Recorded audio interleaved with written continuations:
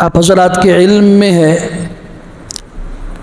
18 ذی الحجہ کو حضرت عثمان غنی رضی اللہ تعالیٰ عنہ کی شہادت،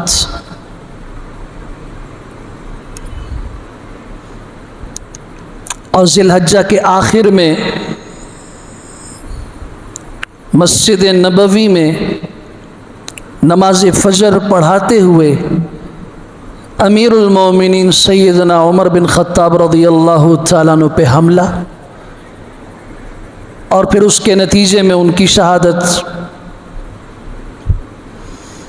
محرم الحرام کی 10 تاریخ کو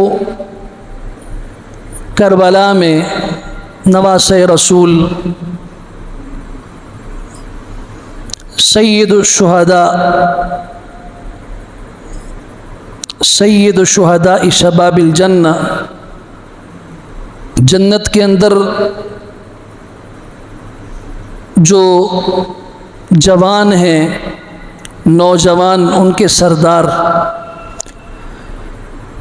اپنے رفقاء اہل خانہ کے ساتھ ان کی شہادت۔ تو اس لیے تواتر کے ساتھ اس موسم میں ان حضرات کی شہادتوں کو ذکر کیا جاتا ہے۔ کہیں پہ غم کی صورت میں ذکر کرتے ہیں، ماتم کی صورت میں ذکر کرتے ہیں۔ ایک بات یاد رہے کہ اسلام کی نظر میں شہادت کیا چیز ہے اور شہید کا مقام و مرتبہ کیا ہے۔ تو ہم رسمی طور پر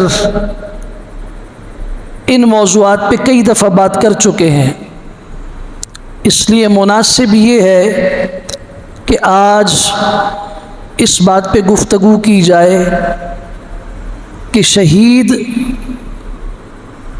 اللہ کے ہاں کیا درجہ رکھتا ہے، اور شہادت کیا چیز ہے۔ کیا یہ عیب ہے، عار ہے، نقصان ہے، تباہی ہے؟ نہیں، اسلام کے اندر شہادت ایک تمغہ ہے، جسے آپ ایک تمغہ امتیاز کہتے ہیں۔ شہادت ایک تمغہ ہے اور اپنے دین سے وفا کی ایک اعلیٰ ترین مثال ہے۔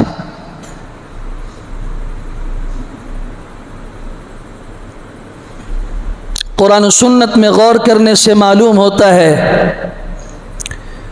کہ شہید اتنے بلند منصب اور اتنے بلند مقام پہ ہوتا ہے کہ امام الانبیاء صلی اللہ علیہ وسلم نے خود شہادت کی تمنا فرمائی ہے۔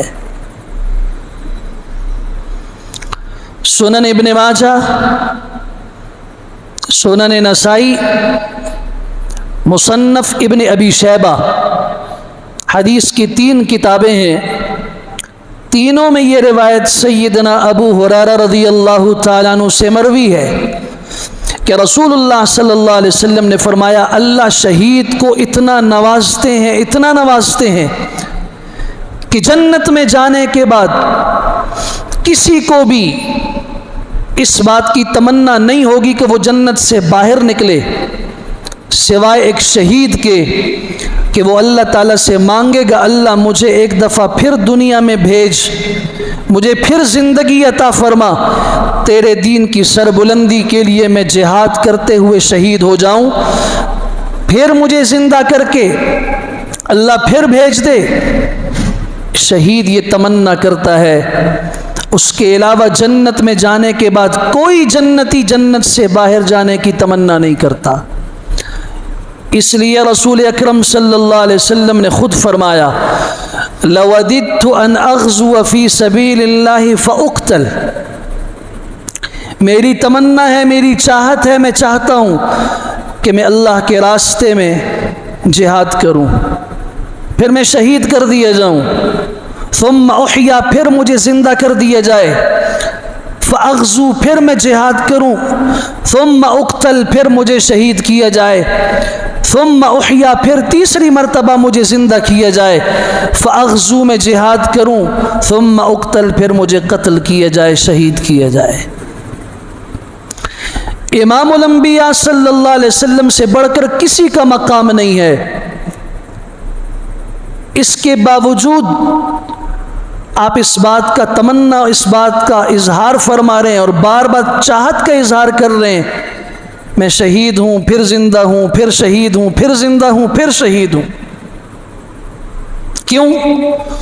سورہ توبہ کی آیت 111 کھولیے، اللہ تبارک و تعالی معاملہ فرماتے ہیں اس کے ساتھ، ان اللہ اشترى من المؤمنین انفسهم واموالهم بان لهم الجنہ، اللہ تعالی خریدار ہے،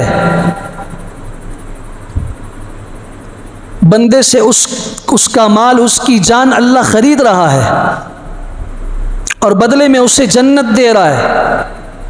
ان اللہ اشترى من المؤمنین انفسهم واموالهم بان لهم الجنہ، بے شک اللہ تعالیٰ نے ایمان والوں سے ان کی جان اور ان کا مال خرید لیا جنت کے بدلے۔ یہ کیا کرتے ہیں؟